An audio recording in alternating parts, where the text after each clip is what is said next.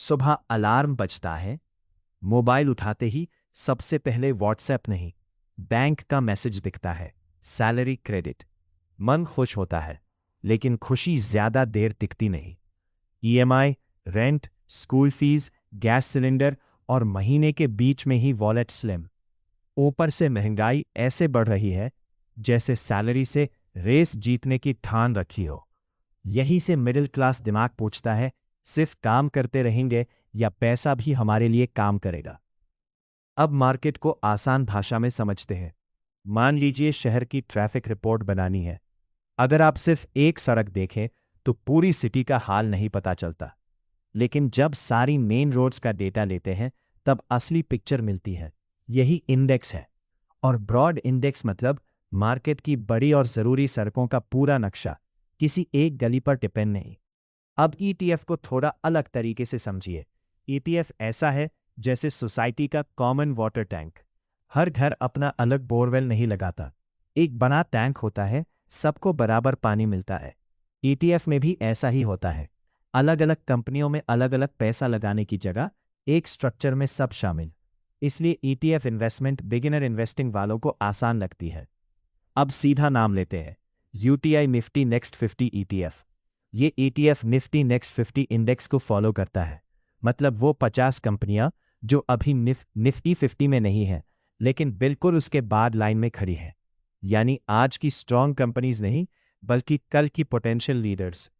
ETF का काम simple है, इंडेक्स जैसा चलेगा वैसा ही चलेगा, कोई एक्स्ट्रा ट्विस्ट नहीं, कोई ड्रामा नहीं। इस ईटीएफ के अंदर ऐसी कंपनियां होती हैं जिनसे हम रोज टकराते हैं। डीमार्ट, जहां महीने का सामान आता है। पीडीलाइट, जिसका फेविकॉल हर घर में है। टीवीएस मोटर, जिनकी बाइक सड़कों पर दिखती हैं। Havells, Godrej consumer, Indigo airlines, ABB, Bajaj holdings जैसी कंपनियां। मतलब कागजी नाम नहीं, असली बिजनेस। ब्रॉड इंडेक्स ईटीएफ इसलिए इंपॉर्टेंट है क्योंकि ये इकोनॉमी की नेचुरल ग्रोथ को पकड़ता है।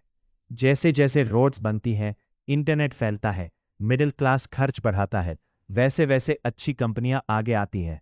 स्टेबिलिटी का मतलब स्लो होना नहीं, बल्कि गिरने पर टिके रहना। मार्केट हमेशा स्मूथ नहीं होता। जैसे नॉर्मल महीने में खर्च मैनेज हो जाता है और फेस्टिवल मंथ में बजट हिल जाता है, मार्केट भी कभी ऊपर कभी नीचे। यही वॉलेटिलिटी है। इसे समझना जरूरी है, पैनिक करना नहीं। पास्ट परफॉर्मेंस को न्यूज़पेपर की तरह पढ़ना चाहिए, फ्यूचर की गारंटी की तरह नहीं। ये सिर्फ बताता है कि ईटीएफ ने अलग अलग समय में कैसे रिएक्ट किया। प्रॉमिस कुछ नहीं करता। और ऑनेस्टली, इन्वेस्टिंग में ऑनेस्टी सबसे ज्यादा काम आती है। बिगिनर्स को ब्रॉड इंडेक्स ईटीएफ इसलिए पसंद आता है क्योंकि डाइवर्सिफिकेशन ऑटोमेटिक है, कॉस्ट रिलेटिवली कम होती है, रोज प्राइस देखने का तनाव नहीं, और स्ट्रक्चर सीधा रहता है। ज्यादा क्लैरिटी। तो शॉर्ट में, यूटीआई निफ्टी नेक्स्ट 50 ईटीएफ एक ब्रॉड इंडेक्स ईटीएफ है जो नेक्स्ट जनरेशन बड़ी कंपनियों को रिप्रेजेंट करता है। अब आपकी बारी। आपको ईटीएफ और म्यूचुअल फंड में क्या ज्यादा सिंपल लगता है?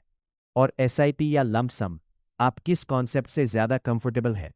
कमेंट में लिखिए।